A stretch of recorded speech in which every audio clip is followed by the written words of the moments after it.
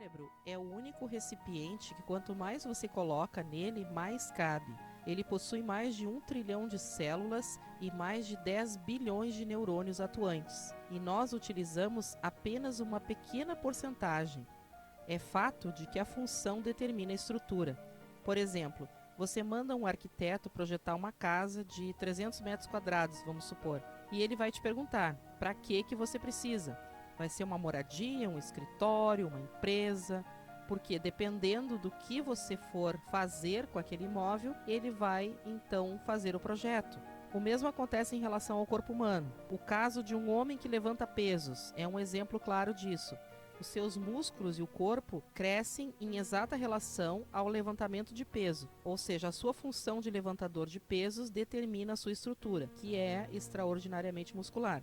A pessoa que tem uma atividade física dentro da média, por exemplo, vai ter um desenvolvimento médio. Os que fazem pouco exercício vão ter um desenvolvimento pequeno. Então, a falta de função resulta numa estrutura pobre, e isso pode acontecer igualmente ao cérebro.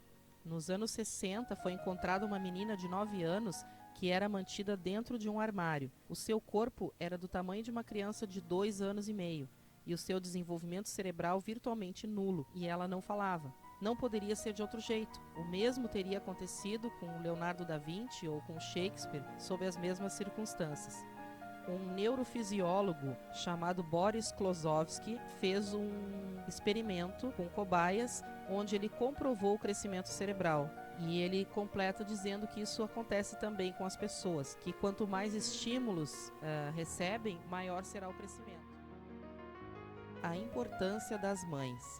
Glenn Doman afirma no seu livro que existe muita coisa a ser repensada por nós em relação à vida dos bebês entre o nascimento e os 6 anos de idade, e que todos nós deveríamos saber no íntimo de nossos corações que separar crianças pequenas de suas mães, colocando-as com outras dezenas de pequeninos, também separados de suas mães, não é uma boa ideia.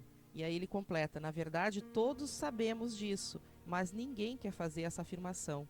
A nossa atual frente de trabalho foi construída com base na premissa de que crianças pequenas não precisam estar com suas mães e podem ser agrupadas como ovelhas, e no final tudo vai dar muito certo. Mas isso é uma mentira.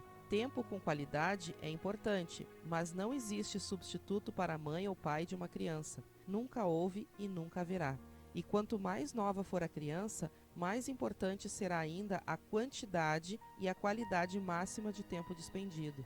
Eu achei essa informação muito interessante porque sempre acreditei nisso, que as mães devem passar o máximo de tempo possível com seus filhos pequenos, porque é a fase mais importante da vida de um ser humano, é a base que está sendo construída para um futuro adulto, então não existe substituto.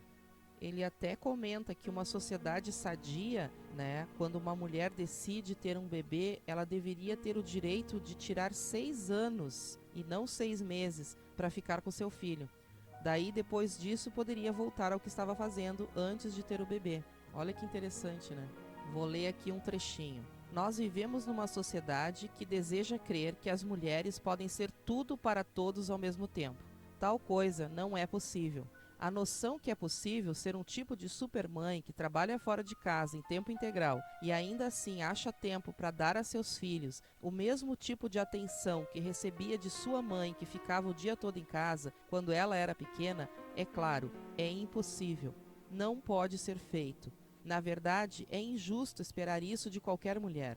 Ninguém quer dizer isso porque significa que nós, como indivíduos e como uma sociedade, devemos decidir entre o amanhã de nossas crianças e o nosso próprio futuro profissional.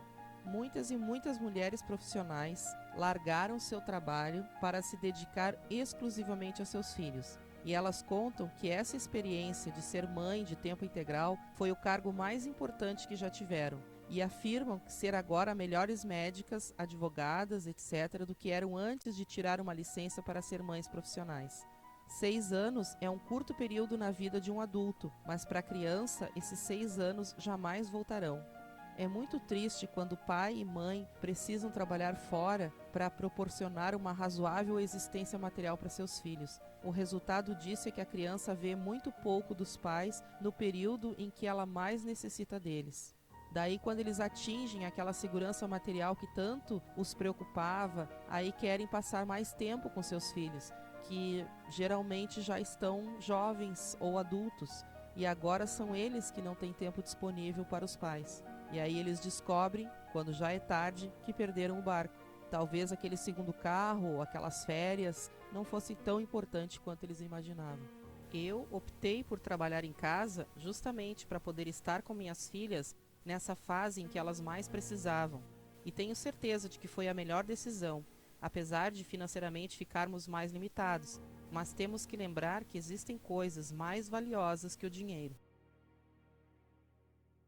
Existe uma grande semelhança entre o cérebro humano e um computador. Aliás, o computador foi feito com base no funcionamento do cérebro humano. Ambos seguem a mesma regra para armazenar informações, que devem ser, primeiro, precisas, segundo, discretas e terceiro, não ambíguas. O cérebro humano é o mais superior de todos os computadores, e se colocarmos lixo no cérebro de nossas crianças, vamos retirar lixo deles. Imagine a seguinte situação: seu filhinho olha pela janela e te pergunta: mamãe, o que é aquilo? Nesse momento, você tem 4 possibilidades de resposta. A primeira delas é: meu filho, me desculpa, mas a mamãe agora tem que fazer o jantar. Bem, vai levar cerca de 30 segundos para você se livrar dele. Outra possibilidade é você responder: é um au-au. E cá entre nós, vamos combinar, dizer au-au para definir um cachorro para o seu filho, ou miau para definir um gato, ou piu-piu. Ai, que tristeza. Por que será que os adultos pensam que as crianças são tão ignorantes a ponto de não conseguirem aprender o nome correto dos animais ou das coisas e ficam inventando esses apelidinhos ridículos? É um atentado à inteligência de uma criança. Por favor. Tá bom, mas vamos agora para a terceira possibilidade de resposta. Você pode dizer a ele: é um cachorro. Ótimo, já melhorou bastante. É uma explicação boa, mas ainda assim não está completa. Daí existe uma quarta possibilidade de resposta. Você pode dizer: é um cachorro chamado São Bernardo.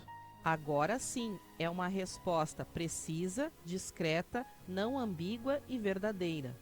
E o Glenn ainda ensina que existe mais 2 opções de resposta. Você pode ampliar o conhecimento, ensinando à criança 10 fatos magníficos, que pelo método dele é chamado de conhecimento enciclopédico. As informações são colocadas em cartões de 28 por 28 centímetros. E em cada cartão deve ter uma figura de bom tamanho do objeto a ser apresentado. Pode ser uma raça de cachorro, um pássaro, um inseto, um réptil, um mineral, uma obra de arte e assim por diante. Em 10 segundos, a mãe pode mostrar ao filho 10 figuras diferentes. Quanto mais rápido, melhor. Então ela mostra essas figuras para a criança durante 3 dias consecutivos. Fazendo isso, usando somente 1 segundo por cartão, a criança estará prestes a ter 10 fatos bastante claros armazenados permanentemente. Mas essa mãe ainda pode fazer 10 cartões com 10 raças de cachorros diferentes e apresentá-lo à criança neste mesmo método. Vamos supor que essa criança nunca tenha visto um cachorro na vida e ela está então agora andando pela calçada juntamente com sua mãe e de repente ela vê um Rottweiler. Não duvide que ela vá dizer para sua mãe, apontando para o animal: mamãe, mamãe, um cachorro. É claro que ele não vai dizer um Rottweiler, porque ele nunca viu essa imagem, mas ele vai fazer algo que o seu cérebro já está acostumado. Ele vai conseguir identificar que aquele ser é um cachorro, porque ele já conhece outros 10 cachorros. Ele sabe o que eles têm em comum, como pelos, orelhas, 4 patas, etc. Ou seja, ele aprendeu a combinar e permutar informações e consegue brilhantemente descobrir que aquele animal que ele está vendo é um cachorro. É desta maneira que o cérebro humano trabalha. E fazendo isso, você estará ajudando a multiplicar a inteligência do seu filho. Ai, Sônia, mas é tão bonitinho ver uma criança falando errado. Sim, é muito fofo, mas é o futuro dela que está em jogo. Você quer abrir mão disso por breves momentos de prazer próprio? Sim, porque a criança não acha legal falar errado. Assim que descobre, ela encara como sendo mais uma forma de ser inferior aos adultos. Então, não desperdice as oportunidades de ensinar corretamente o seu bebê. Isso será o diferencial para o futuro dele. Também é muito fofo ver uma criança bem pequenininha falando as palavras corretamente. Me lembro de certa vez estar na casa de um cunhado e ele preparava a churrasqueira para fazer o almoço. Ao fazer movimentos com um pedaço de papelão para atiçar o fogo, começavam a saltar fagulhas. E a minha filha tinha em torno de 2 anos nessa época. Ela viu aquelas fagulhinhas voando no ar e falou assim: "As coisinhas!", admirada. E eles acharam muita graça que uma criança tão pequena falou corretamente, inclusive no plural, as coisinhas. Então até hoje eles se lembram e falam no episódio das coisinhas.